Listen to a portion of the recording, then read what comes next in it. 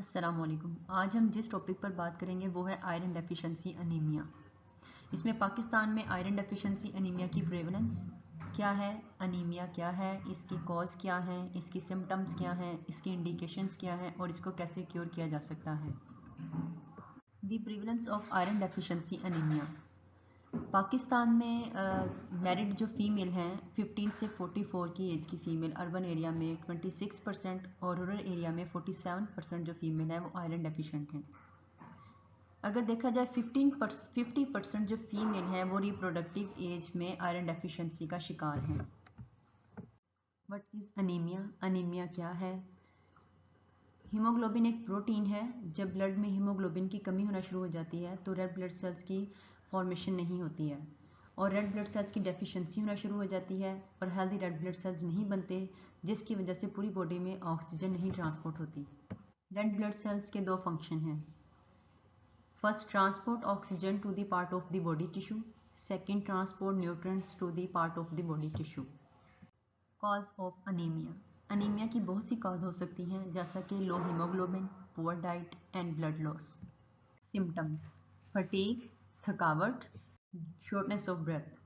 During pregnancy female का सांस फूलने लगता है, वो इसलिए क्योंकि रेड ब्लड सेल्स की कमी होना शुरू हो जाती है और जो रेड ब्लड सेल्स हैं वो पूरी बॉडी में ऑक्सीजन को ट्रांसपोर्ट करते हैं और जब रेड ब्लड सेल्स की कमी हो जाती है तो ऑक्सीजन पूरी बॉडी में ट्रांसपोर्ट नहीं होती है, जिसकी वजह से जो प्रेग्नेंट लेडी है उनका सांस फूलने लगता है। Irregular heart beat. During pregnancy iron की कमी होने की वजह से जो फीमेल में अक्सर जो इरेगुलर हार्ट बीट के चांसेस होते हैं, क्योंकि प्रॉपर ब्लड की सर्कुलेशन नहीं हो रही होती है, जिसकी वजह से हार्ट बीट या तो बहुत ज़्यादा स्लो हो जाती है या बहुत ज़्यादा फास्ट हो जाती है। वीकनेस, कमज़ोरी। ड्यूरिंग प्रेगनेंसी फीमेल में आयरन की डेफिशिएंसी हो जाती है, जिसकी वजह से उनको वीकनेस का सामना करना पड़ता है। जब ब्लड में हीमोग्लोबिन की कमी होती है तो रेड ब्लड सेल्स की प्रॉपर फॉर्मेशन नहीं होती है, जिसकी वजह से न्यूट्रिएंट्स पूरी बॉडी में ट्रांसपोर्ट नहीं होते हैं। जब न्यूट्रिएंट्स पूरी बॉडी में ट्रांसपोर्ट नहीं होते हैं तो प्रेग्नेंट लेडी को वीकनेस का सामना करना पड़ता है। पेल और येलो स्किन, पीली रंगत, डिजीनेस, चक्कर आना। Indications of iron deficiency anaemia pregnancy. During pregnancy female की जो आयरन की रिक्वायरमेंट है वो इंक्रीज़ हो जाती है। वो इसलिए क्योंकि जो फीटस है वो मदर के ऊपर डिपेंड करता है, वो मदर से अपनी आयरन की रिक्वायरमेंट पूरी करता है और एक अगर प्रेग्नेंट लेडी अपनी आयरन की रिक्वायरमेंट पूरी नहीं करती तो मदर के साथ साथ फीटस को भी जो है बहुत सी कॉम्प्लिकेशंस का सामना करना पड़ता है। लैक्टेशन। ड्यूरिंग लैक्टेशन मदर की जो आयरन की रिक्वायरमेंट है वो इसलिए ज़्यादा कर दी जाती है क्योंकि जो बेबी है वो मदर मिल्क से अपनी आयरन की रिक्वायरमेंट पूरी करता है और अगर फीमेल अपनी आयरन की रिक्वायरमेंट पूरी नहीं करती है, प्रॉपर अमाउंट में आयरन नहीं लेती है, तो बेबी को प्रॉपर आयरन नहीं मिलता। Growing kids. बच्चों में आयरन की कमी की दो वजह हो सकती हैं, पुअर डाइट और second during lactations mother iron deficient होने की वजह से बच्चे में भी आयरन की रिक्वायरमेंट पूरी नहीं होती है, जिसकी वजह से वो आयरन डेफिशिएंट हो जाता है। इसकी वजह से बच्चे में पीका हैबिट्स आना शुरू हो जाती हैं और पीका हैबिट्स में बच्चे मट्टी खाते हैं, जिसकी वजह से उनके पेट में कीड़े बनना शुरू हो जाते हैं, जिसकी वजह से उनकी प्रॉपर ग्रोथ नहीं होती। Old age. ओल्ड एज के दौरान जो अक्सर लोग हैं उनमें आयरन की डेफिशिएंसी हो जाती है, वो इसलिए क्योंकि वो प्रॉपर अमाउंट में फूड का इंटेक नहीं कर पाते। जब वो प्रॉपर अमाउंट में न्यूट्रिएंट का इंटेक नहीं करते हैं तो उनमें आयरन की कमी हो जाती है। वेजिटेरियन। वेजिटेरियन जो लोग वेजिटेरियन होते हैं वो अक्सर आयरन डेफिशिएंट का शिकार होते हैं क्योंकि वो प्लांट बेस्ड सोर्स का इंटेक ज़्यादा करते हैं, तो उनको प्रॉपर अमाउंट में जो उनकी आयरन की रिक्वायरमेंट है वो पूरी नहीं होती है क्योंकि वो एनिमल सोर्स से अपने प्रोटीन का इंटेक नहीं कर पा रहे होते, जिसकी वजह से वो आयरन डेफिशिएंट हो जाते हैं और आयरन डेफिशिएंसी को फिर सप्लीमेंटेशन के थ्रू क्योर किया जा सकता है। Lactoferrous contain ferrous bisglycinate. What is ferrous बिसग्लाइसिनेट?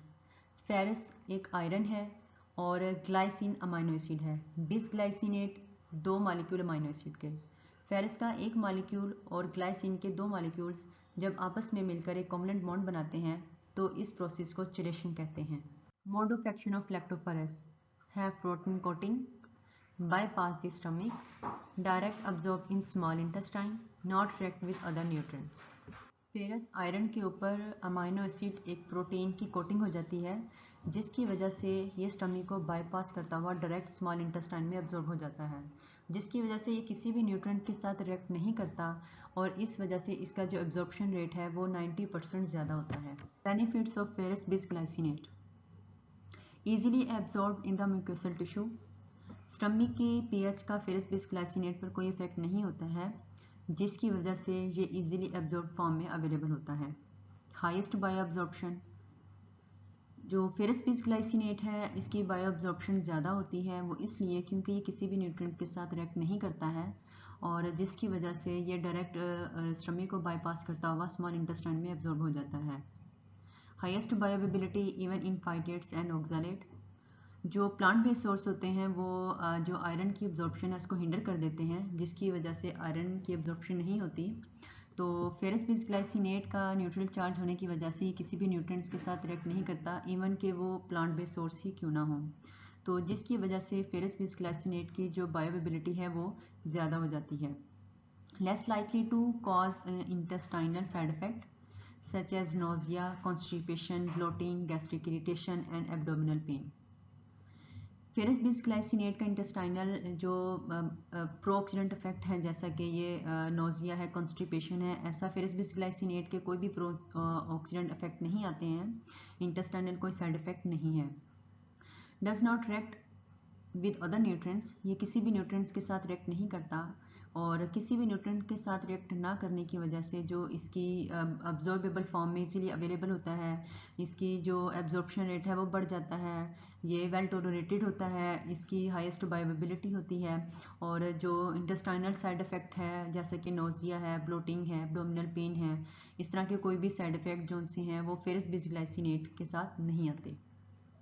L-methyl folate: before conception और ड्यूरिंग प्रेगनेंसी फीमेल को एल-मिथाइल फोलेट की रिकमेंडेशन की जाती है ताकि ड्यूरिंग प्रेगनेंसी होने वाली कॉम्प्लिकेशन से बच सके, जैसे कि एंटडीज, न्यूरल ट्यूब डिफेक्ट और स्पाइना बिफिडा और एनस फैले। स्पाइना बिफिडा में स्पाइनल कॉर्ड प्रॉपर्ली क्लोज नहीं हुई होती है और एनस फैले में बेबी की प्रॉपर ब्रेन की डेवलपमेंट नहीं होती।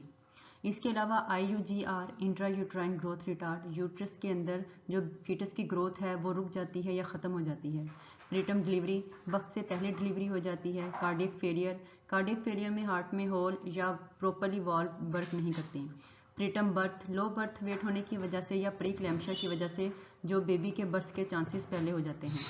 क्लिनिकल एफिकेसी या एफिकेसी इन प्रेग्नेंट वुमेन, ये लैक्टोफेरेस प्लस फेरस बिसग्लाइसिनेट का एक हमारे पास एक चार्ट है। ये 6 वीक में जो HB लेवल था प्रेग्नेंट फीमेल का वो इंक्रीज हुआ था 8.2 से 9.6।